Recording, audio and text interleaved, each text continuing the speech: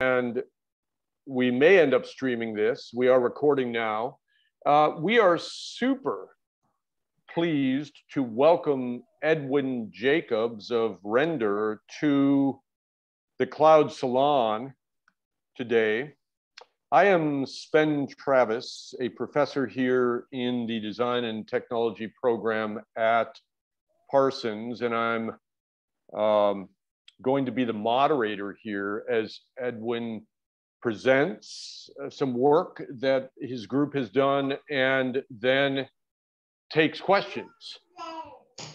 Prior to him diving in, I want to read a land rights statement, which we regularly do.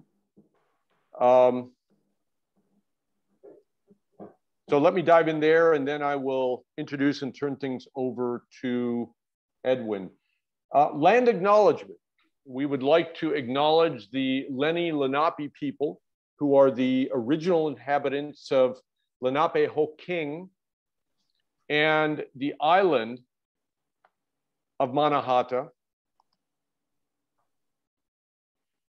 The land the New School University is built upon, including all of New York City, present-day New Jersey, and eastern Pennsylvania along the Delaware River watershed, western Long Island, the lower Hudson Valley. All of this comprises the Lenape ancestral homeland. This land was not ceded nor sold, as folklore would have us believe, to the Dutch for beads and trinkets. It was forcibly taken. It was forcibly taken through occupation by European settlers, resulting in displacement, forced migration, and genocide.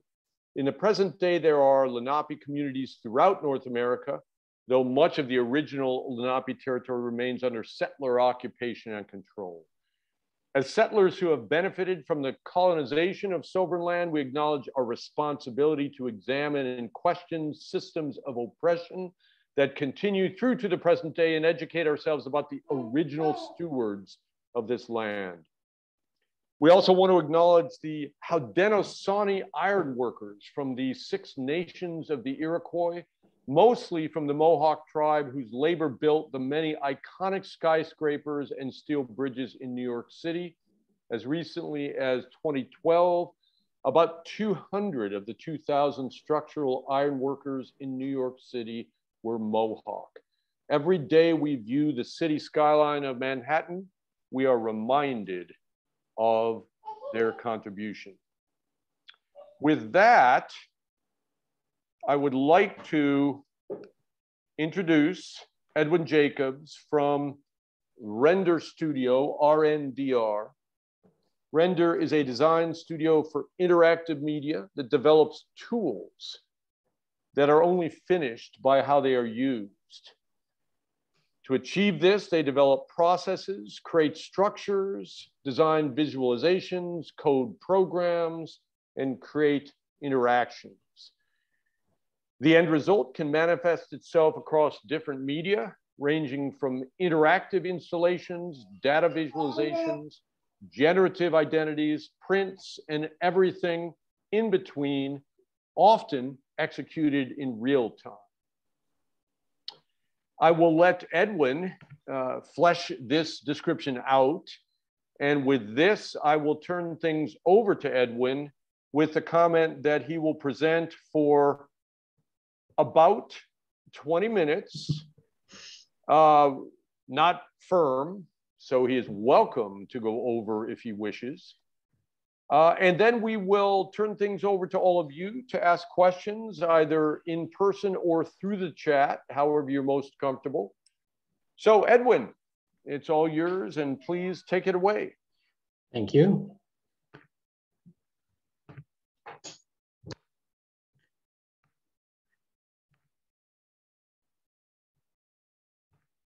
All right.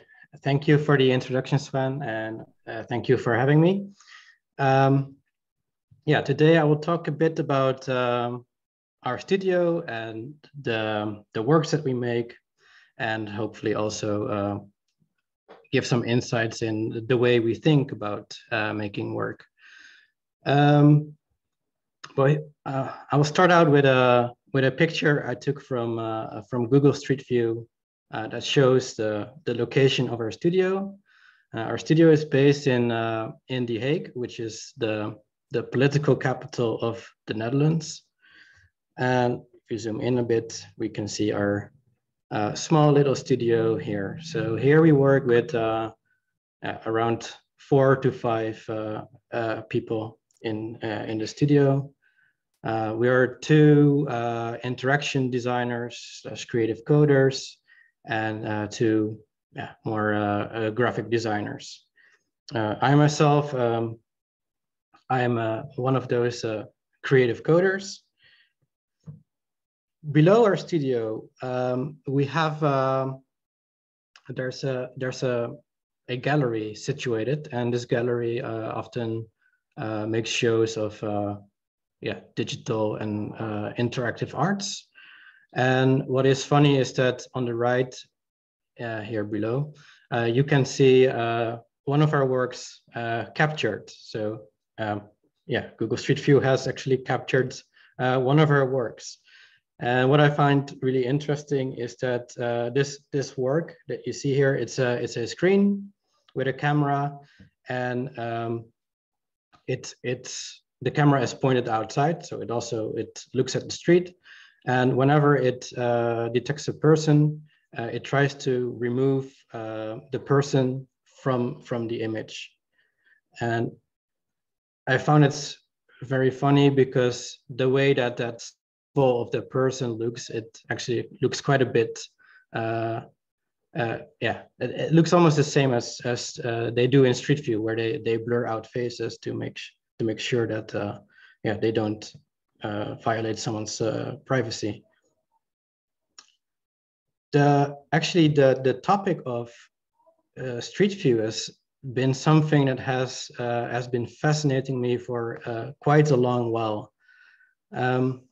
We all know that Street View can sort of like teleport you to a lot of places on the world, and it brings you to this like one point of which they made this 360-degree imagery to like a set of special cameras, so you can spin around, and it's actually you're like inside a giant hamster ball with an image wrapped over it.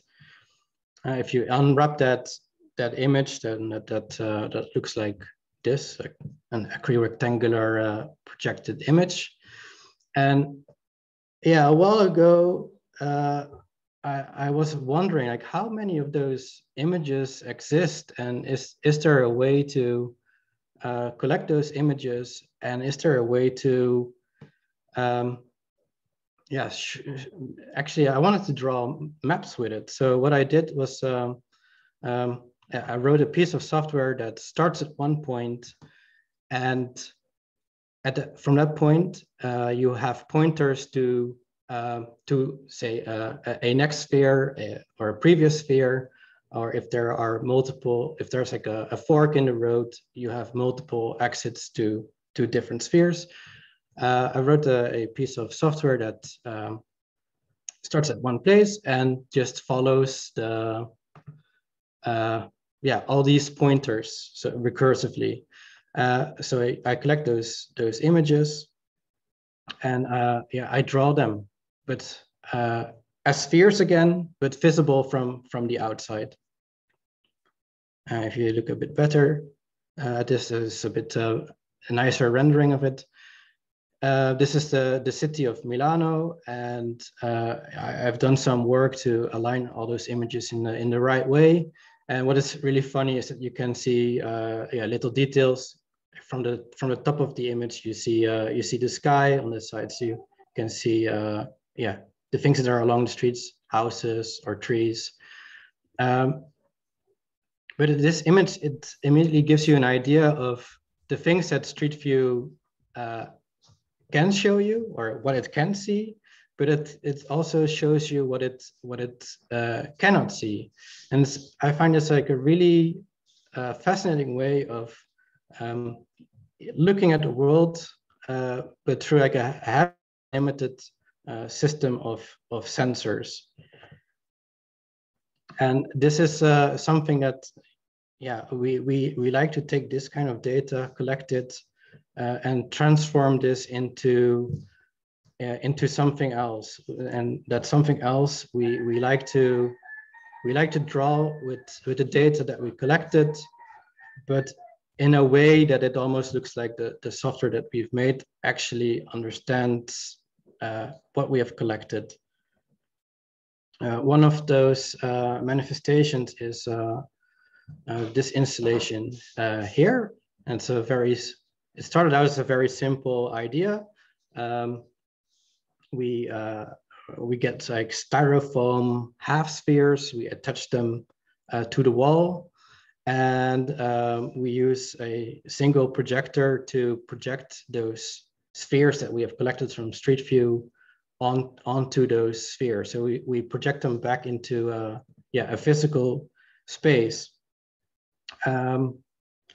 Now there was in this work, there's also a sensor present. So if you have one of such panels, below it there's like a Kinect sensor, and that's able to see if there's someone in the space, and it can also see where that someone's in that space. I'll mute the sound. So yeah, here we see a video of that work. It has two modes. If there is nobody in the space, it tries to draw patterns based on known light and dark parts of the images that we have collected. And we know that if you look down, you will often look at the ground, or mostly it's a street that is darker. And when you look up, you look at the sky, which is lighter. So we made sort of a screensaver mode that just draws with light and dark. The other mode is when there's actually someone entering the space. All these spheres, they will align the street with the person. So it almost looks like the street is looking at the person in this space. And yeah, this is it's a self-initiated work, and actually I still don't really understand like what its meaning is, but I find the way of drawing with that Street View data inside a physical space. It creates a very interesting relationship between the viewer and the data that we have collected. And you saw at the end the name of a different studio, which was LUSTlab, which is sort of like the predecessor studio of what we are now. So it's the same people, but different name. This Street View data, this is that's kept on fascinating us, and we have made another manifestation that based on the news, it teleports you to a different place on Earth. And this is a work that was made during the Olympics that were held in Sochi. So that's why we see an image of Sochi now. An important part of this software is that it has feeds that give you news from all over the world. It analyzes that news. It looks at which place is named most frequently, and based on that, it decides to teleport you to that location. This is the image that you get when you look for Sochi on Street View. And at the same time, we collected news stories that are mostly mentioning things about, at that time, the Olympics. So you have the stories about the sports themselves. You have stories about, that time there were like several scandals during the Olympics. There were like bomb threats, there were financial scandals, all those stories we collected, for which sadly the video doesn't appear to load. And then we wanted to bring those stories in the space in a way that was still coherent to what a place looks like according to Street View. For that, we used a process that is that looks like this. We have an image, and we wanted to do something where we actually remove all the image information from the image, and we turn this into a grid. So this grid, it's still it has still like some of the contrast information of the image, but things like color and the actual image, like you can say we removed all the pixels from the image. And the idea is that we would fill in all the created space with the stories that we have collected, and that creates a space like this. So there's this was like a physical setup with 8 projectors and also with sensors underneath the projections that would be able to see where people are in the space. So the people in the space, they would be teleported to something that was, according to our system, important in the news. And that would look like this.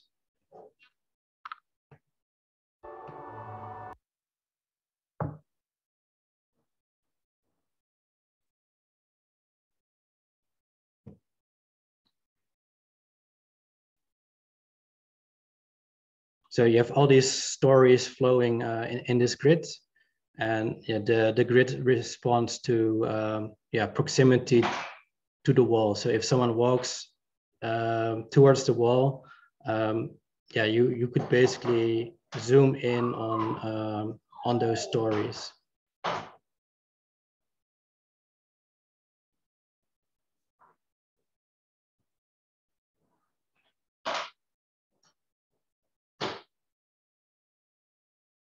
And there were also some recursive effects that we can see in a bit.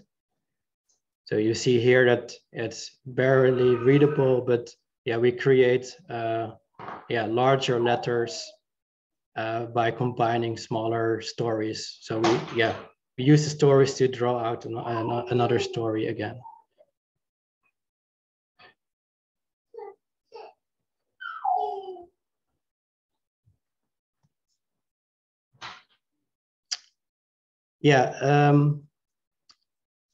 One thing that I've always been wondering, like in the space that we've made previously, we collect stories, but there's actually not really, apart from like this curation that we have encoded that is basically based on frequency. There's actually nothing in the system that really understands what these messages are. So we make a channel that is maybe like slightly curated, but this channel doesn't understand what is said. And if I ever have the opportunity to make a similar kind of installation, I would really like to make something that understands these messages that we've collected. These are all in human language. I would like to do something with the meaning of those messages, and that also brings you to a point where you start wondering about how does a computer how do you even define the meaning of a single word inside a computational model for language. And I think when you start thinking about this, you will come to the conclusion that there's a very big difference between how a computer represents meaning and how a human represents meaning. I think in human representation, words have they have an association to the senses. But I think the most important thing is that the meaning is basically the way that you use the words. So its use is the meaning. In computational models, there is often no real use of words, not in the same way that a human with a human body can use a word. So in computational models, you can only really talk about the context of a word, and you will see that in many computational models, you can basically only talk about the meaning of a single word in terms of other words.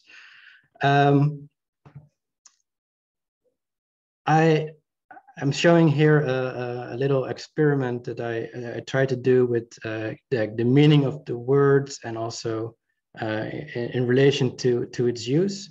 So I have here a list of the most used words in the English language, and for each of those words, I used the Google image search to retrieve images that the images that you get when you enter that word into the search. I collected for every word like around 100 images, and then I performed a simple analysis to get the most frequently used color in that set of images. So basically what I made was a visual, or like a dictionary that is based on color. Well, it's really sad that this doesn't load now. Can we?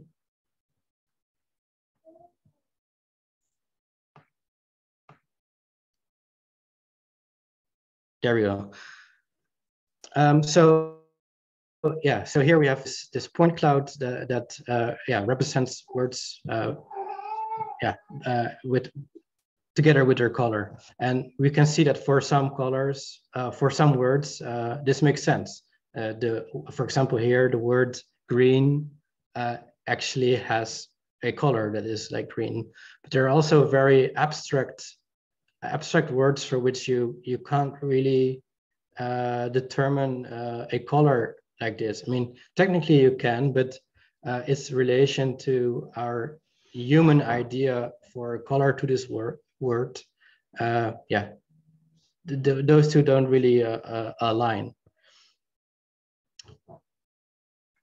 So to test this a bit, I also tried the following thing. So I take a text, and for every word in this text, I determine a color with the process that I just talked about.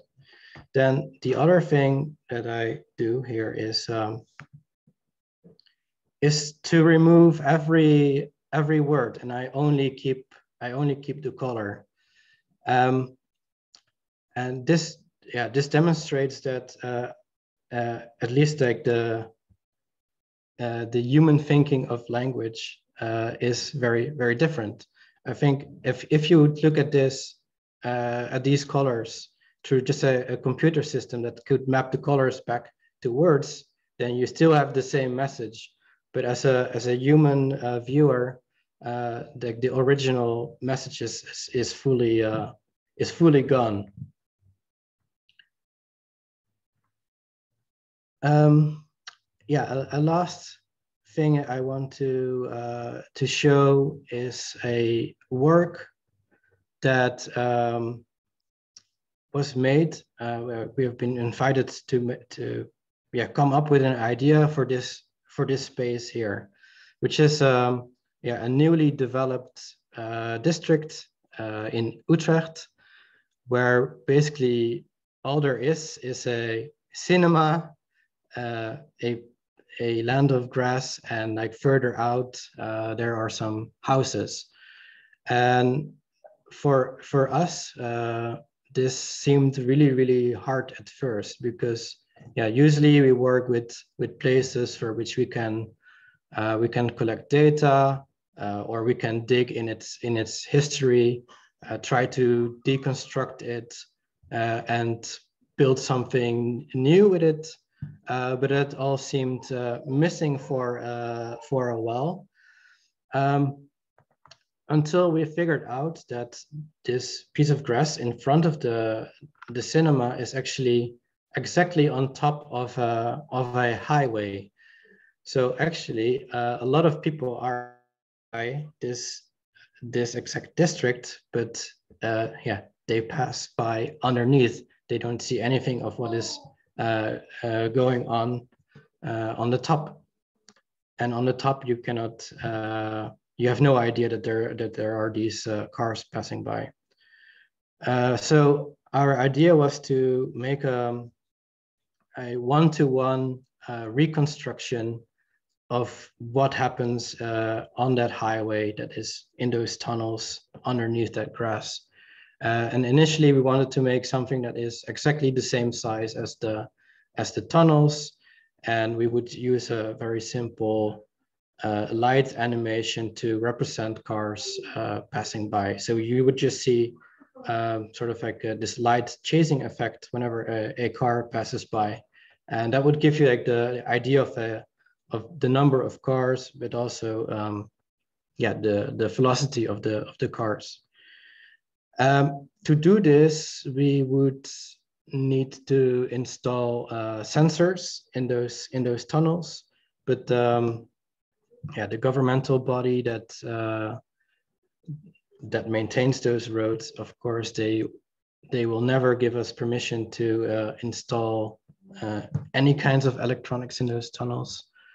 But it turns out that they had their own sensor system installed on this highway, to which they could give us access. Actually, there's public access to this data.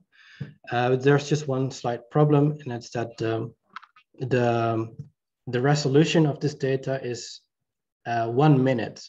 So that means that for every minute, we only have an idea of the number of cars in 1 minute and the average velocity of the cars. So what we tried to do was to make a reconstruction of what is actually happening in those tunnels based on simulation. So we made a simulator that basically takes us to parameters and sort of fantasizes cars passing through this tunnel. And here we see something that works both as a visualization of that data, but it's also used to actually control the light. So here in the center, we see those light beams, and that's actually the data that you see there is sent to the lights that we installed on top of the tunnels. Let's see. So the final thing looks like this. So we installed sort of arcs of light. They were sadly not as large as the real highway is, as they are not as high as those tunnels, but still it's a one-to-one visualization. Also in terms of scale and in speed.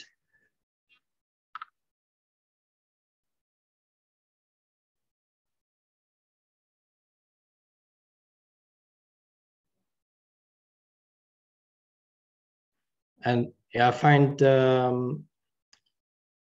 this is actually this is definitely the largest work, the largest interactive work that we made. And it's funny that you get to deal with factors that are really hard to imagine. Like those arcs, they are made out of steel, and just the idea that there are several thousands of kilograms of steel needed to make this work. So it's a work that you cannot possibly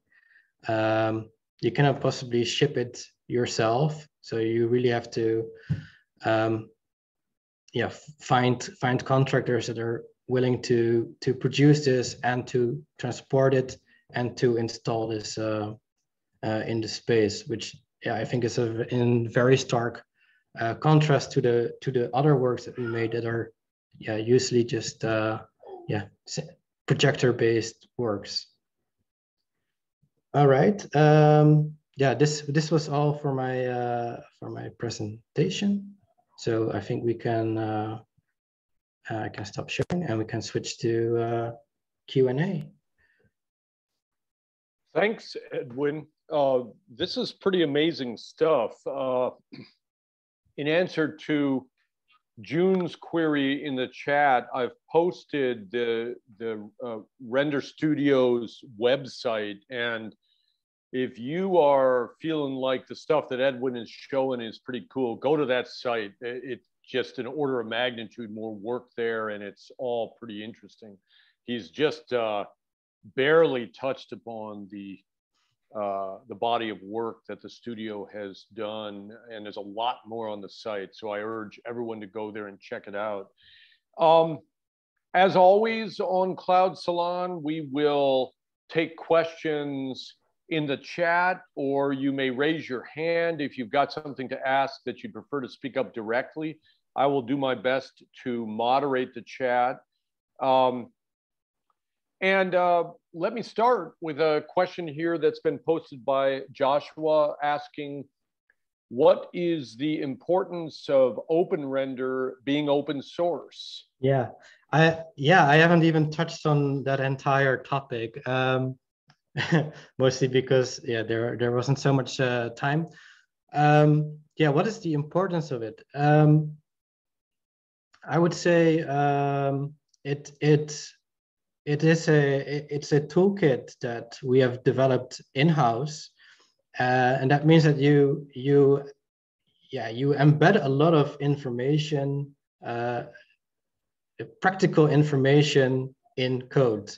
The problem is that if you keep that information in-house, eventually it will only stay in-house, and you'll have to every time someone joins the studio, either like through an internship or maybe employment, is that you have to somehow find a way to introduce that person to all that information that is encoded in that code. That code base is now close to 8 years old, I think, if not older. But I really feel like since we have open sourced it and we have put effort into documenting it, we also make it a lot easier for people to get to know that information that we have encoded, and we give people an opportunity to learn how to use this for themselves. And I think in our practice, especially in the last 1 or 2 years, we have been able to work with interns and freelancers that actually were able to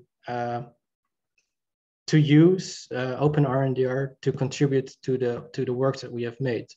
And I think that is really to us of big importance, that you can collaborate with other people, because also at some point you realize that the amount of energy and time that one has is limited. Edwin, I'm going to extend that question a little bit and ask you to talk about how the group works. You described earlier the domains members worked in, but could you give us a little bit of history about how the group was formed and how you tend to work together on projects? Yeah, so all the people that are currently in RNDR, they worked before in a studio, or actually like sort of like a dual studios called LUST and LUSTlab. that studio was a bit bigger, and eventually that studio was actually it reached the age of 20 years, and for reasons that studio was closed. But some members of this group decided to start a new studio with I think with a shared DNA, and this DNA is a bit of a weird one. I always find it a bit hard to explain what that exactly is, but I think a lot of what I think is the most important thing in our work is this a bottom-up process. So whenever there is something, when there's a brief for a project, we like to research that brief as much as we can. We really like to take everything apart. If we can find data on things, we really like to collect it. If there is a history, we read up on that history. If there is existing visual language, we use that. And then comes the process of creating something new with all the information that we found.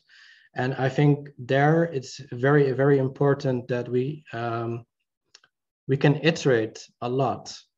And I think in our team we have two people that program, and the programming it's usually visual programming, and we can at a very high pace we can make iterations on sketches. And the sketching is very important. I think it's as much important as is talking about a topic.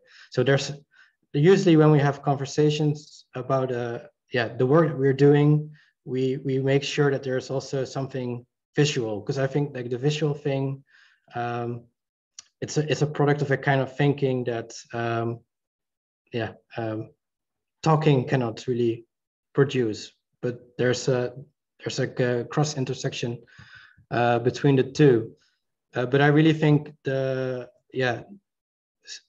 trying to visualize things as early as possible and iterating on that is really, really the core of our work. And often we start out with ideas. We try to visualize it. Sometimes it turns out you cannot visualize it, and then maybe the idea isn't so good, because in the end you have to produce something visual. Sometimes through this sketching we bump into something that's visually interesting, but there's no vocabulary or language for it yet. We try to produce that.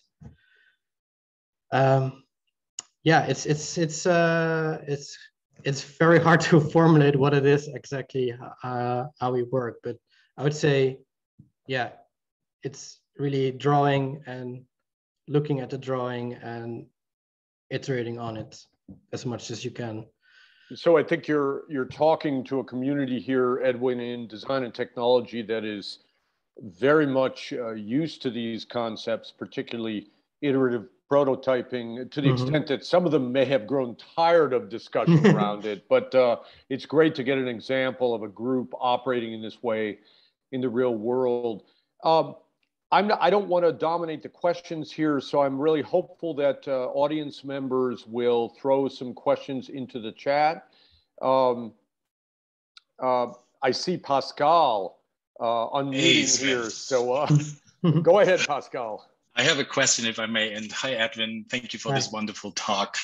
When you showed your first project, you said, and I actually wrote this down, I don't fully understand what its meaning is yet. And I loved that you said that. And you can imagine that this is a common struggle among students, seeing meaning, but not fully being aware of what its full meaning could be in the future.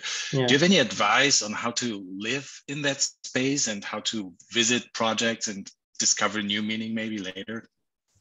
I think like the most important thing is to not reject it entirely, but always keep it somewhere in your head. And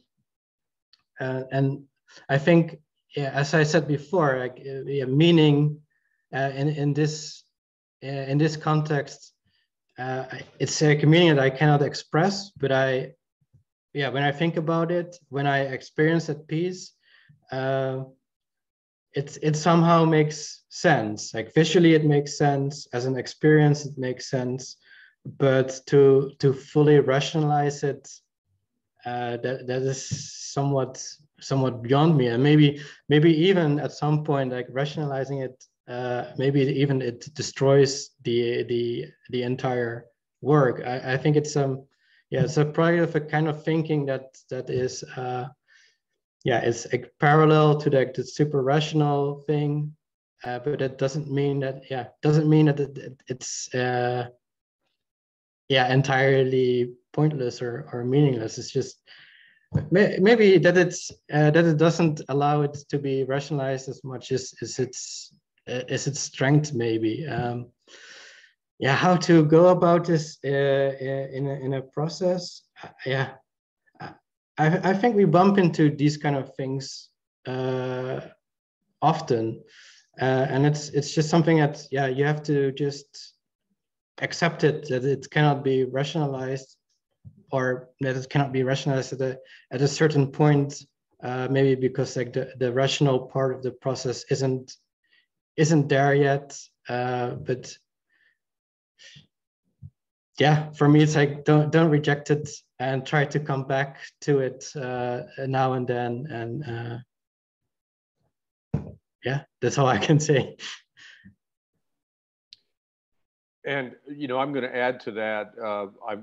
Edwin, I'm not trying to oversell your website, but anyone who wants examples of additional projects that they're not quite sure what they mean, they should go to the RNDR Studio website. It's just got some super cool stuff up there. I see Io has raised her hand. Hi, Edwin. Hi. Thank you for this presentation. I think that the work that you're exploring as a studio is really interesting.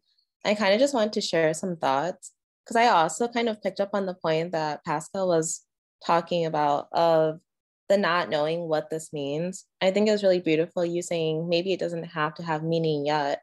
But I started to think about maybe what the meaning could be. I came across the term simulacrum this morning, like an image or a representation of something. And then kind of like looking at all of the spheres on the wall and seeing like the maps projected onto it. I'm almost wondering if people who are entering that space can kind of like see parts of themselves or like see parts of their humanity reflected back. And that kind of like maybe is like, oh, now I know that I am a body. Or if people are kind of like searching for wholeness, then these projections can kind of like help them get to that point. But I guess like in that, sorry, I have a little bit of a long message. It just makes me think of like the intimacy that can be bridged between like computers and humans, and kind of just like, if you're opening that space to kind of like insert meaning and allow the computer to then understand what our histories essentially are, I wonder like what that says to the message. And like, if it's able to hold the message, like could the message be altered if it's now able to process and conceive of basically our human knowledge and like existence? Does that make sense? Yeah, I mean, I think that's something that can be read into it. Actually, when I think about the title of the work, we call this the hyper locator. So it has like the idea of being hyper local. So it's almost like it tries to produce a point in space where a lot of points that are outside of that space come together, and this is some sort of almost like an unnatural experience, but it's still something that yeah, when you see it, for some reason, it's you can accept this as something that makes sense. It's your senses, at least they respond to it, and I think that's yeah, that's as far as I got. No, I appreciate it. I definitely think that there's something there. It's like, I don't know, I see it as like tapping into that like deep, intimate, like emotional part of like being a human where like we can't explain it, but like our body knows or like our minds know, and it just makes sense. But it's hard to like verbalize. Yeah, exactly. Thank you. Yeah. Edwin, I keep wanting to know more about the inner mechanisms of the studio. I often tell students that they should be working on more than one project at once. Do you, as a studio, often have several things going on? I wish I had the luxury of just working at one project at once.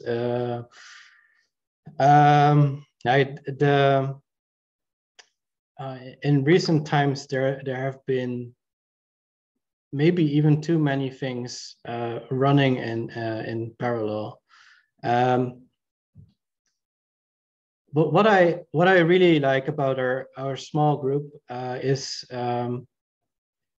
yeah, it's strength that we get because our disciplines are slightly different, but there are also overlaps in our disciplines. But when we work together, I feel like we are a very a powerful unit. So we can approach very complex topics, and we all think about these topics in slightly different ways. What happens when you have a lot of projects come in? You tend to form islands within your studio. So we have some projects that only one person works on, and I find this really there's a different energy in those kinds of projects because there's one person, and those projects sometimes become invisible to the rest of the studio. And yeah, I feel like then those projects don't really benefit from this collective energy that we could have put in there. Could you talk about how the studio is funded? And I'm not trying to get too down and dirty here, but I think students here will have a lot of questions. Is this primarily work supported by grants, or how do you work there? Yeah, I would. I have no idea about what is the exact division between the two, but it has always been a mix of doing client work. So yeah, we in that case you work as more like an agency, but there's also been subsidized works like grants. Those are like grants that allow you to initiate something by yourself, or like try to initiate something that has a future. For example, the OPENRNDR project has received grants that allowed us to concentrate on writing documentation. We have received some grants that allowed us to develop the software to a defined point. But I would say at this point, I think the majority of work is actually commissioned work. And I think we can be very I think we are in a very luxurious position that we have clients that want us to do fun work. I don't really feel like we have to change our way of working, which I think it's it is pretty different. But this is what this thing that we do is what our clients want, and I think that's a very luxurious position to be in. Okay, I'm asking. Well, here's a final question. We have time for one final, and actually, Sharon, I'm going to tell you it was the same question I was going to throw at Edwin. Yeah. He mentioned internships before. Yeah. Do you take interns? You're talking to a highly talented group of graduate students and some undergrad here. Do you accept internship applications? We do, but we have had a bit of a bit of a quiet period regarding internships, and that's also related to the fact that we have been a bit more mobile these days. Well, I think all of us have, yeah. Yeah, I mean, it's also related to pandemic. I myself, I have had I started with a family, so also my situation has changed a bit, and I had to also rethink the way that I work. So instead of going to the studio every day, I have to. Yeah, I sometimes I work from home, but we do think about interns, and you can always try this, and we will look at it. But I can't. That's a nice way of leaving it. They have to present you with something that makes it particularly interesting to engage them. I think we're out of time. I want to thank Edwin for taking the time to come in. Edwin, where are you coming in from? Are you in the Hague? Yeah, I'm actually in The Hague, and I'm calling in from home. I was at the studio earlier, but after all those admission interviews, I decided to first have a walk. I always walk to work. It's also luxury, I think.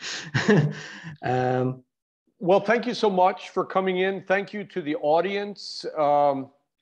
And I think you're going to find your site gets a bunch of visits that may or may not mean anything to you. But goodbye to all. Thank you for joining us. And Edwin, best to you and your family, and have a good night. Thank you. Thank you so much. Thank you for having me. Bye-bye now. All right. Bye-bye. Ciao.